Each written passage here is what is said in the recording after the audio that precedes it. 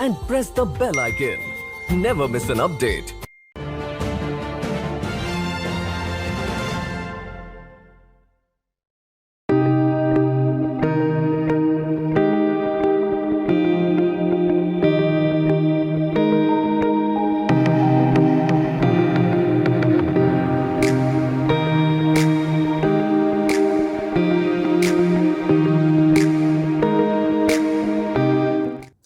Namaste, konnichiwa, hello. Welcome to the Nupur Tiwari Show. Episode number 50, presented by Heal Tokyo and Heal India. Today, this episode is sponsored by Andhra Dining. And very good news for all the food lovers because Andhra Dining is going to have their another restaurant in Shibuya very soon.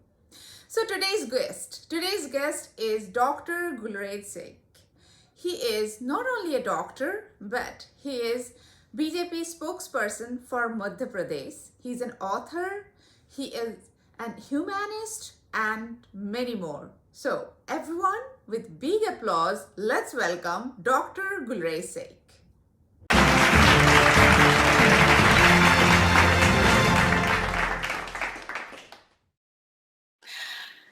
Namaste, konnichiwa, Dr. Singh, and welcome to the Nupur Tiwari Show.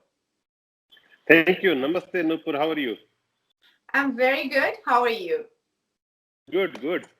Temperature is raising up and summers are about to approach. तुमको दिख रहा होगा background में. It's warm. Mornings are also warm. Yeah. So now I think तो सर्दी तो जाने वाली है. चलेगा? सर्दी आई नहीं थी एक तरह से. देखिए मैं जहां पर हूँ सेंट्रल इंडिया में, वहां तो बहुत कम सर्दी आई थी. मुझे लगता है हार्डली 8-10 दिन की सर्दी आई थी और मुझे लगता है ठीक भी हुआ कि इससे हो सकता है, ये भी कंफर्म नहीं है, लेकिन शायद वायरस का स्प्रेड कुछ कम हो क्योंकि रनिंग नोज और की वजह से जो एनवायरनमेंट के अंदर वायरस फैलने की शायद क्षमता बढ़ जाती, तो हो सकता है कि इट वाज अ ब्लेसिंग. तो मतलब लगता है कि यूनिवर्स ने इसीलिए इस साल सर्दी कम दी है कि वायरस ज्यादा स्प्रेड ना हो. पता नहीं, यूनिवर्स का तो नहीं पता. Universe is too big for a virus and also for the earth. लेकिन हो सकता है कि हमारे लिए तो अच्छा हुआ हो.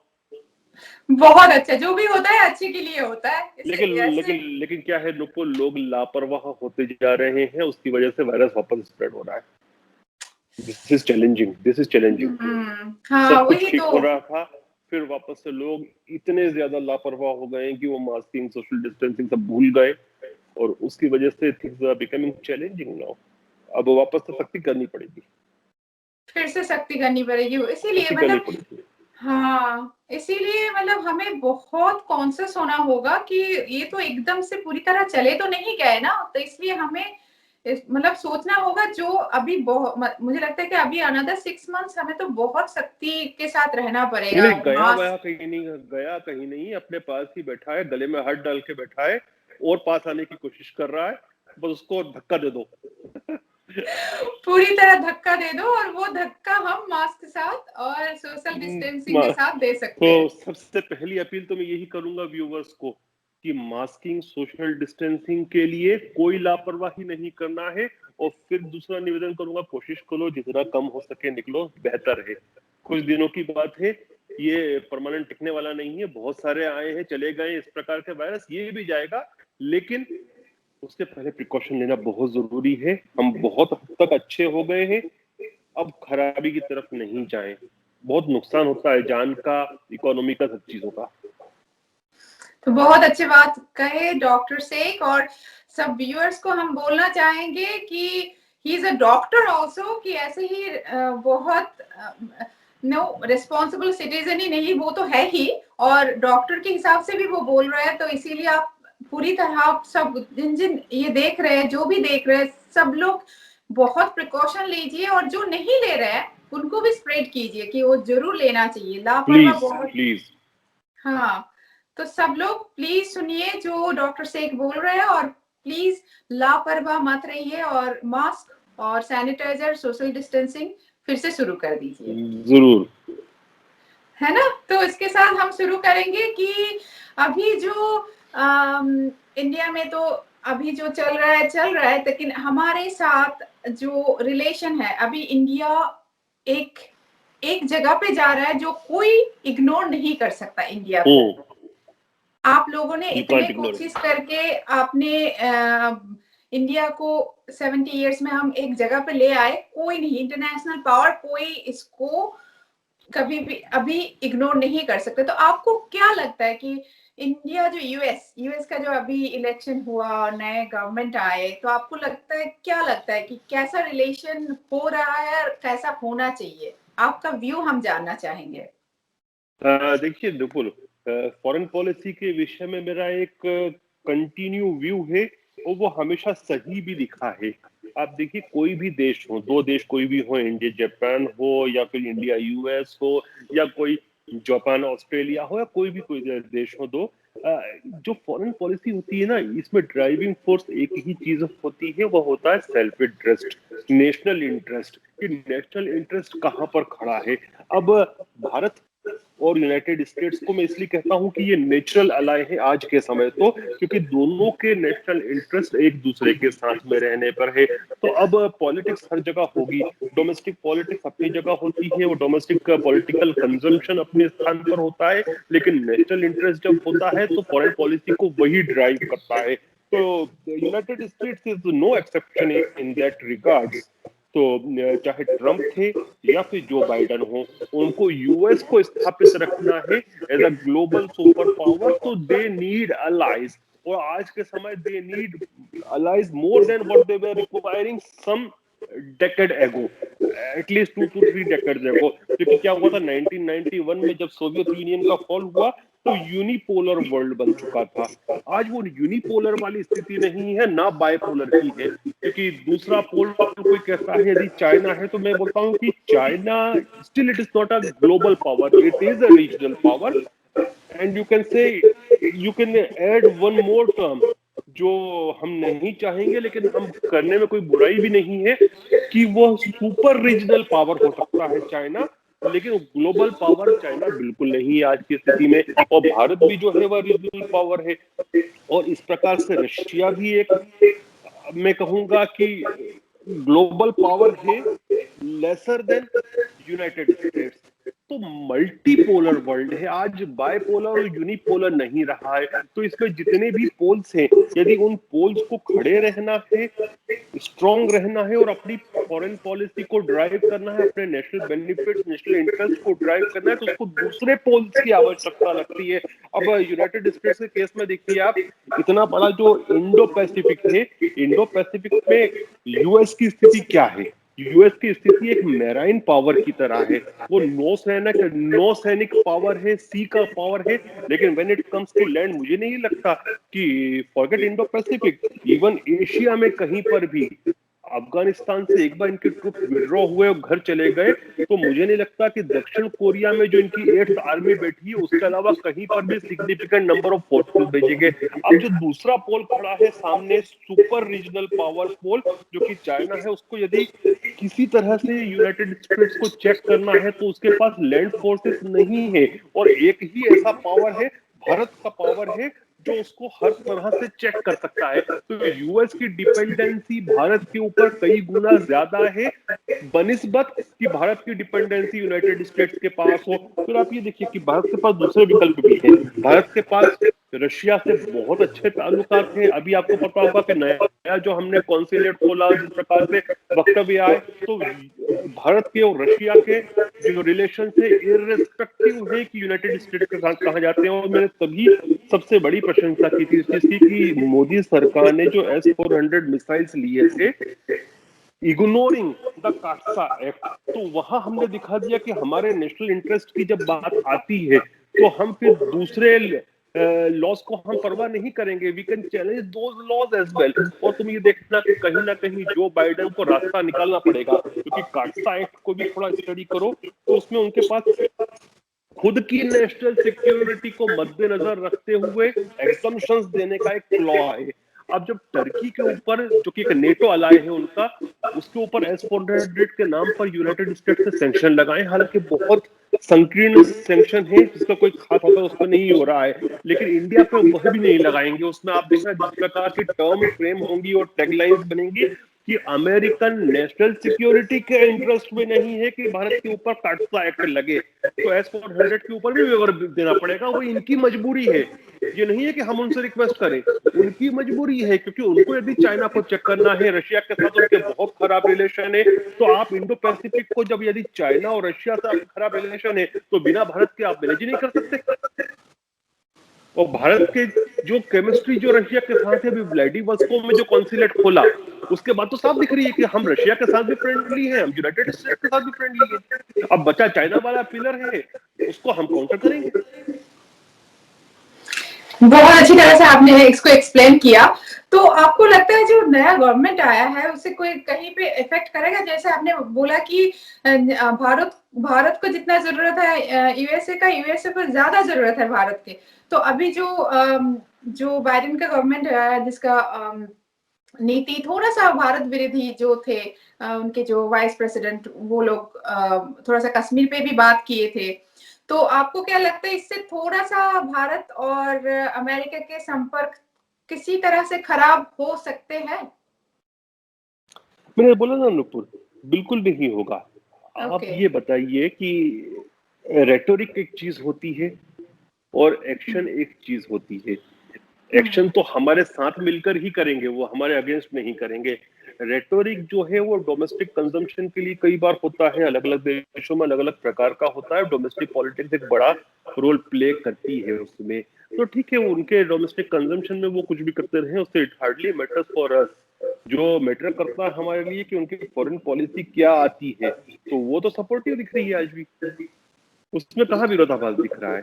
देखिए, सबसे पहली मैंने आपको एक ही बात कही थी कि क्वाड को लेकर और इंडो पैसिफिक को लेकर इनके क्या संकेत दिखेंगे। वो क्वाड को उसके बाद ट्रंप के जाने के बाद भी जो नया अमेरिकन प्रशासन है जो बाइडेन का, वो उसी नजर से देख रहा है जिससे डोनाल्ड ट्रंप देख रहे थे। तो एक बात तो स्थापित हो गई कि इंडो पैसिफिक की नीति वही रहेगी। जब नीति वही रहेगी तो नियत भी वही रहेगी, फिर आप शब्द का कुछ भी प्रयोग करते रहे, फाइनली नीति और नियत ही तो होती है जो एक्शन को गवर्न करती है। शब्द तो ये होते हैं ना कि कोई जो होता है वो प्रेम पूर्वक कार्य करता है, वो कोई गाली देके करता है, वो कोई जो होता है चुप रह के करता है।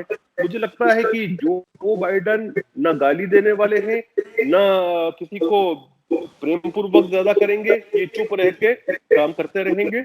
और मुझे लगता है that will go in Indian interest, क्योंकि डोनाल्ड ट्रंप ठीक है बोलते बहुत थे, लेकिन उनकी फॉरेन पॉलिसी एक तरह से यूनाइटेड स्टेट्स की पावर को कम करती जा रही थी। आप शुरू से देखिए कि उन्होंने कहां बैक स्टेप्स लिए, चाहे इंटरनेशनल प्लेटफॉर्म्स पे लिए या फिर अलग अलग ग्लोबल इंस्टीट्यूशंस में से विड्रॉ करते रहे, चाहे सामरिक दृष्टिकोण से भी आप बात करें तो भी उन्होंने कहीं ना कहीं विड्रॉ कर रहे थे, बैक स्टेप ले रहे थे। जो बाइडेन वो नहीं करेंगे, ये पुराने खिलाड़ी थे अमेरिकी राजनीति के और विदेश नीति के, तो वो वैसे ही चलेंगे जैसे पहले से चलती आ रही है। और उस पहले से चलने की जो फ्रेमवर्क है उसमें सबसे ज्यादा जरूरत इंडिया की है आज अमेरिका को। ओके, सो इसमें अभी जो मीडिया में मैं देख रही थी कि बाइडेन आने के बाद चाइना के साथ बाइडेन का थोड़ा सा जो संपर्क पहले था कि वो चाइना के लिए बाइडेन थोड़ा सॉफ्ट है, तो उसमें आप क्या बोलना चाहेंगे? देखिए क्या है कि जो बाइडेन की जहां तक बात है ना, जो बाइडेन उस प्रकार से चिल्ला चोट नहीं करेंगे जो डोनाल्ड ट्रंप किया करते थे। वो खुल के एक तरह से कहते हैं, गाली देने का काम नहीं करेंगे, लेकिन काम सब कुछ करेंगे जो डोनाल्ड ट्रंप कर रहे थे, और हो सकता है 2-4 कदम ज्यादा ही करेंगे, लेकिन उसके अंदर बदतमीजी वाली बात नहीं होगी जो ट्रंप प्रशासन के साथ चलती थी। तो ठीक है ना, वो उससे कोई फर्क नहीं पड़ रहा। उससे जिसको कहते हैं ना कि बिजनेस एज यूजुअल नहीं, business will be even better with Joe Biden. क्योंकि ट्रंप को आप देखिए, he was just rhetoric, he was not on action। अब आप चाइना के खिलाफ मैं आपको बताता हूँ कि इनका आखिरी समय का बिल्कुल आखिरी दिनों की बात देखिए तो आपको समझ में आ जाएगा। उगरों के मामले में, उगिरों के मामले में इन्होंने जीनोसाइड आखिरी दिन कहा कि चाइना जो है वो जीनोसाइड कर रहा है। आप 4 साल तक कुछ नहीं कहे, ना कुछ करे, आप लास्ट डे जब आपका है तब आप उसको जेनोसाइड कर रहे हैं। इसका मतलब यह हुआ कि ये पॉलिटिकल स्टेटमेंट था। तो इसका निष्कर्ष क्या निकला? बहुत सारी एक्शन जो की उन्होंने वो आखिरी जाते जाते समय की, चुनाव हारने के बाद की, तो वो तो पॉलिटिकल गिमिक था। तो मुझे लगता है जो बाइडेन अच्छी तरह से चेक करेंगे, बिजनेस वाइज भी, इकोनॉमिकली भी करेंगे, सामरिक दृष्टिकोण से भी करेंगे, लेकिन रेटरिक नहीं होगा। अच्छा, तो मतलब वो चिल्ला के नहीं करेगा जैसे ट्रम्प करता था, पूरा चिल्ला के जितना करता था उससे ज्यादा बोलता था, ऐसा नहीं होगा, लेकिन करेगा वही जो पहले से। मैं अपनी शुद्ध हिंदी भाषा में बोलूं ना, जो बाइडेन पुराना खिलाड़ी है, चुपचाप खेलेगा।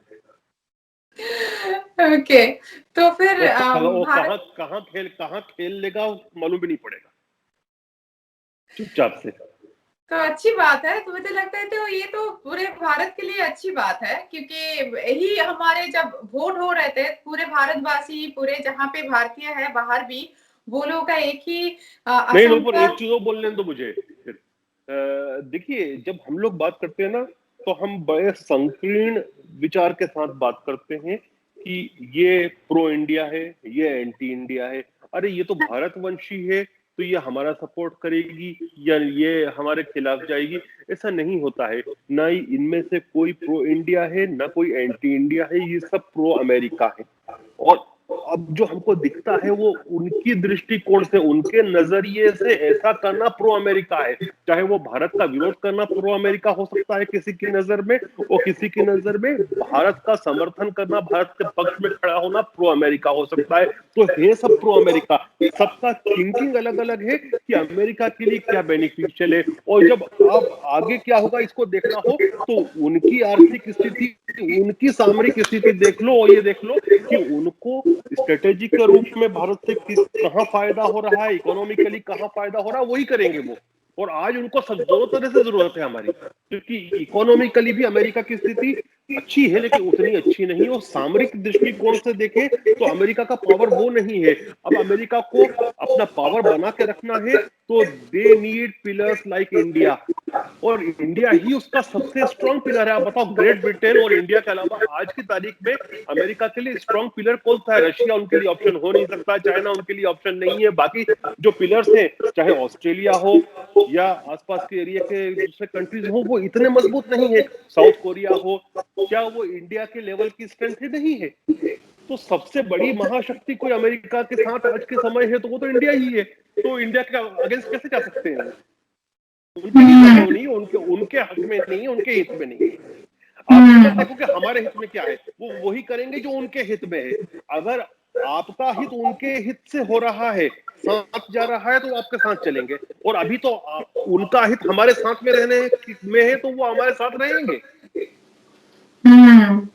उसका नहीं करना चाहिए। आपने बहुत अच्छी तरह से बोला। एक्चुअली ऐसा नहीं है कि भारत वंशी है तो वो भारत के प्रो होंगे या अगेंस्ट होंगे, ऐसा कुछ नहीं है। जो अमेरिका, नूपुर मैं एक एग्जांपल देता हूँ। थोड़ा सा पीछे जाके देखो, ये जो पाकिस्तानी थे ये बात करते थे, जब बराक ओबामा राष्ट्रपति बने थे, तो बहुत सी बार इनके मीडिया में बराक हुसैन ओबामा लिखा जाता था। वो ये सोच के कि इसके फादर चूंकि मुसलमान थे तो ये पाकिस्तान का समर्थन करेंगे, और वो ही बराक ओबामा एफ पाक पॉलिसी लेके आए थे, अफगानिस्तान पाकिस्तान की पॉलिसी लेके आए थे। सबसे ज्यादा ड्रोन हमले पाकिस्तान में उन्हीं बराक ओबामा ने किए थे, जिनको बराक हुसैन ओबामा स्टार्टिंग में बहुत उससे कहते थे। ये इतना कि उनके यहाँ पे एक टर्म आ गई थी कि किसी को अगर ड्रोन से मारा जाता था तो वो लिखते थे अकबर ही इज बीइंग ड्रोन्ड, क्योंकि इतने ड्रोन हमले किए थे बराक ओबामा ने। तो क्योंकि बराक ओबामा के लिए उनका नेशनल इंटरेस्ट पहले था, वो उनका नेशनल इंटरेस्ट टकरा रहा था पाकिस्तान के इंटरेस्ट से, तो वो पाकिस्तान को अच्छी तरह से जूते मार रहे थे पूरे समय। आप देखिए ना कि चाहे ओसामा बिन लादेन को मार के पाकिस्तान को इंटरनेशनली नंगा करने वाली बात हो, चाहे ड्रोन हमले करने हो, सब में तो उन्होंने पाकिस्तान को धोया अच्छी तरह से। फिर आखिरी में उन्होंने बराक हुसैन ओबामा बोलना बंद कर दिया था। यही मिस्टेक हमारे लोग भी करते हैं। अरे ये भारतवंशी है, ये प्रो इंडिया है। भैया कोई प्रो इंडिया नहीं है, जितने भी है ये प्रो अमेरिका है।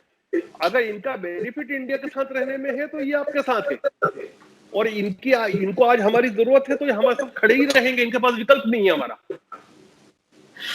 बहुत अच्छी तरह से आप इमोशन को छू गए। एक्चुअली वो क्यों लिखते थे बराक हुसैन ओबामा, मुझे नहीं पता, क्योंकि वो पाकिस्तान के उनके पिता तो थे नहीं, बट एनीवेज पाकिस्तान से होते तो वही सोचते थे कि उनके पिता जो कि मुसलमान थे तो इसलिए पाकिस्तान का सपोर्ट करेंगे, लेकिन ऐसा होता नहीं है ना। ये क्या बड़ा जो बोलते हैं छिछले लेवल का जो एनालिसिस होता है, निचले लेवल का और छिछले लेवल का, ये वो एनालिसिस होता है।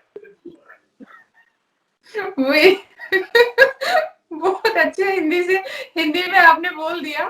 तो मतलब हाँ, मतलब इससे तो एक कंट्री नहीं जा सकता। आपने बहुत अच्छी बात बोले, क्योंकि व्यूअर्स को जो बोलते हैं, अरे क्योंकि हर दिन में ये होता है कि अमेरिका इंडियन वंशज, मतलब इंडिया से आए हैं, ये है बाइडेन के जो ऑफिस में इतने सारे इंडिया से आए, मतलब इंडिया का भी इंडियन थे उनके। How it matter exactly. अरे उसने इंडियन सिटीजनशिप छोड़ दी है। हाँ, अगर उसको इतना ही इंडिया का था तो वो इंडियन सिटीजनशिप तो रखता कम से कम। ठीक है, कहीं पे भी रहकर काम करता या काम करती। अब मुझे पता है नुपुर तिवारी इंडियन पासपोर्ट रख के बैठी है, जापान में काम कर रही है 15 साल से, because she love her Indian nationality. तो बात खत्म ना। जिसने इंडियन नेशनलिटी ही छोड़ दी है उसके पीछे आप क्यों पड़े? उसने आपको छोड़ दिया और आप उसके पीछे भाग रहे हो। बहुत अच्छा बात किया आपने यहाँ पे। एक्चुअली हम लोग ये है ना, हम लोग इतने इमोशनल हो जाते हैं। अरे वो कैसे था, इमोशनल फूल्स पूरी तरह। तो एक्चुअली वही कहीं पे हो जाते हैं। अरे वो भारत से है, उसके पिता भारत से था, वो पहला ये है। हर जगह पे बहुत अच्छी तरह आपने बोला, और व्यूअर्स को भी ये बहुत स्ट्रांगली बिलीव, अगर किसी ने पासपोर्ट छोड़ दिया तो मतलब वो उसी देश का हो गया है। हाँ। देखो यार, जहाँ की खाएगा वहीं की बजाएगा।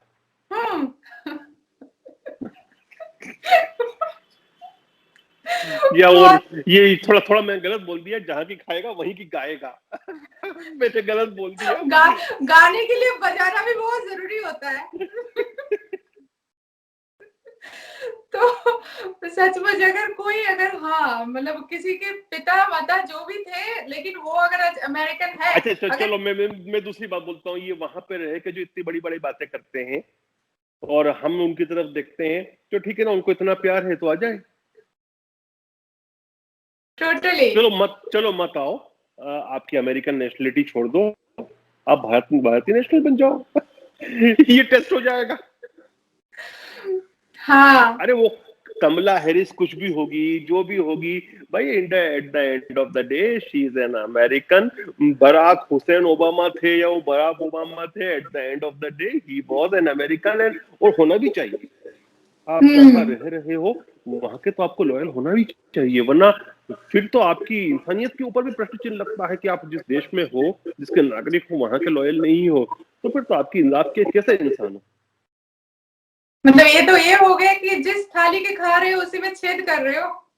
तो अगर वो और ये लोग ऐसा नहीं कर रहे हैं, चाहे वो बराक ओबामा थे या कोई भी थे, वे अपने कंट्री के लिए अगर लॉयल थे तो बहुत अच्छी बात है, होना भी चाहिए। टोटली बहुत अच्छी बात की है। एक्चुअली ये है ना, आज के जनरेशन के लिए बहुत जरूरी है। जनरेशन के लिए सबको, जैसे हम इमोशनल फूल होता है, ज्यादातर इंडियन हम लोग इमोशन पे चलते हैं, और इसीलिए मतलब बोलते रहते हैं। हर दूसरे दिन हम इंटरनेट पे देखते हैं, ये भारत से है, वो अगर बहुत अच्छा बात बोला आपने। नेशनल इंटरेस्ट ही फर्स्ट होना चाहिए। देखो मैं एक और एग्जांपल देता हूँ कि ब्रिटेन की लास्ट गवर्नमेंट जो थी थेरेसा मे की, उसमें शायद कोई मुस्लिम था जो कि वहां का होम मिनिस्टर था। ओके। और उसने जितने भी इमिग्रेंट्स नहीं, जो ये आ रहे थे इमिग्रेंट्स, तो खैर वो तो सीरिया रेफ्यूजीज नहीं, जो आईएस में जो गए थे और उनकी बीवियां आना चाह रही थी वापस, उनको ब्लॉक कर दिया था उसने कंट्री में आने से, चाहे वो होंगे ब्रिटिश, क्योंकि उसके लिए नेशनल इंटरेस्ट फर्स्ट था। उसको लग रहा होगा कि ये लोग खतरा कर सकते हैं यहाँ पर, तो जब नेशनल इंटरेस्ट में हमेशा बार बार कहता हूँ कि जब नेशनल इंटरेस्ट आता है तो प्राइमरी वही रखा जाता है और रखा जाना चाहिए, और जो व्यक्ति अपने राष्ट्रीय हित को पहले नहीं रख रहा, फिर वो कोई भी हो, वो कोई सा भी वंशी हो, वो कोई फर्क नहीं पड़ता, वो गलत इंसान है। और मुझे लगता है कि हमारे हिंदुस्तान के लोग जहां पर भी गए हैं, विदेश भी गए हैं, वो अच्छे लोग हैं और जो उनको करना चाहिए वो करेंगे, अपने नेशनल इंटरेस्ट को आगे रखेंगे। बहुत अच्छी तरह से आपने बोल दिया कि नेशनल इंटरेस्ट पहले होना चाहिए, चाहे जिस देश में भी आप हो उस देश का इंटरेस्ट पहले होना चाहिए, उसी देश का, मतलब आपको जहाँ के नागरिक हो, वही बोल रही हूँ, मतलब जिस देश के आप नागरिक हो। हाँ, तो मैं अभी भी इंडियन नागरिक हूँ, सारी जिंदगी मैं इंडियन नागरिक में रहूंगी, और मैं 18 साल से आज मेरा 18 साल हो गया पूरी तरह। अच्छा। तो इसलिए 18 मैं सब व्यूअर्स को बताऊं कि मैंने नूपुर से जब पहली बार बात हुई थी तो मैंने यही पूछा था कि तुम कहाँ के सिटीजन हो, तो नूपुर ने मुझे ये कहा था कि I am an Indian citizen and I will always be an Indian citizen. मुझे अच्छा लगा था सुनकर। वे एक्चुअली ये एक अनुभूति है जो आप छोड़ नहीं सकते, मतलब आप छोड़ना भी नहीं चाहिए। देखो, एक पेड़ जो होता है ना अपनी जड़ से जुड़ा होता है, आप उस जड़ को निकाल दोगे तो वो पेड़ का फिर स्ट्रक्चर नहीं बचेगा। हमारी जड़ें इस देश की धरती के साथ है, इस देश के लोगों के साथ है, इस देश के संस्कारों के साथ है। हमको कोई अपरूट कर देगा या हम अपने आप को अपरूट कर देंगे तो फिर हम वो नहीं बचेंगे जो है, फिर हम कुछ और बन जाएंगे। वो कौवा और हंस वाली बात हो जाएगी कि जब वो कौवा हंस की चाल चलता है तो अपनी भी भूल जाता है। वो हंस का भी नहीं बन सकता, ना हंस का भी कौवा बन सकता है। बहुत अच्छी तरह से आपने बोला कि मुझे बहुत, हाँ, हंस कभी कौवा नहीं बन सकते और कौवा कभी हंस नहीं बन सकते। तो हम भारतीय है और भारतीय रहेंगे, और अपने भारत के इंटरेस्ट में जो होगा, कहीं पे भी हम रहे वही काम करते रहेंगे। नेशनल इंटरेस्ट और सोवरेन इंटरेस्ट जो होते हैं ना, वो सबसे बड़े होते हैं। और मेरी अभी तुमसे जो बात हो रही थी कुछ देर पहले बिग टेक जायंट्स शो से पहले जब हम बात कर रहे थे तो अपन ने ये बात करी थी बिग टेक जायंट्स के।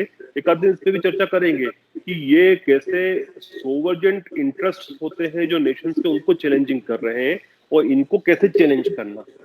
मतलब मैं चाहता हूं कि जब भी बात करें तो निष्कर्ष पहुंचना चाहिए। हम एनालिसिस करें तो एनालिसिस में ये भी बोले, हो सकता है कि सामने वाला हमारी बात को माने नहीं माने, उससे सहमत हो नहीं हो, लेकिन उसका किसी चीज का भी कोई समस्या है तो उसका विकल्प क्या हो सकता है, उसका सॉल्यूशन क्या हो सकता है, हम सॉल्यूशन से बात कर सकते हैं। तो इन जो चैलेंज कर रहे हैं आज दुनिया भर के देशों के सोवरेन इंटरेस्ट को, बिग टेक्स, उनको कैसे चैलेंज करना, हम अगली बार उस पर भी बात करेंगे।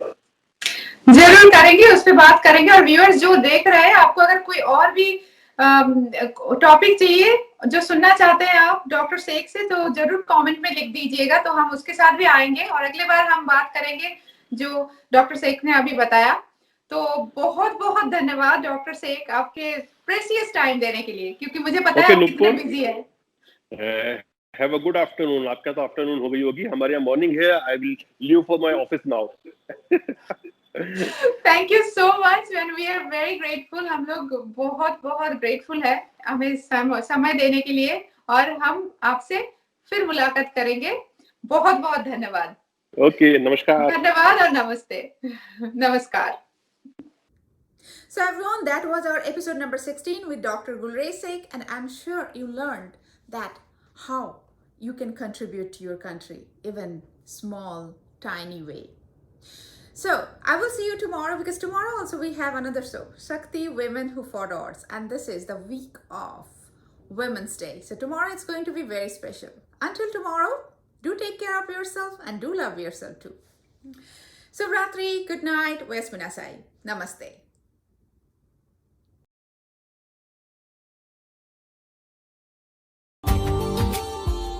Subscribe now and press the bell icon. Never miss an update.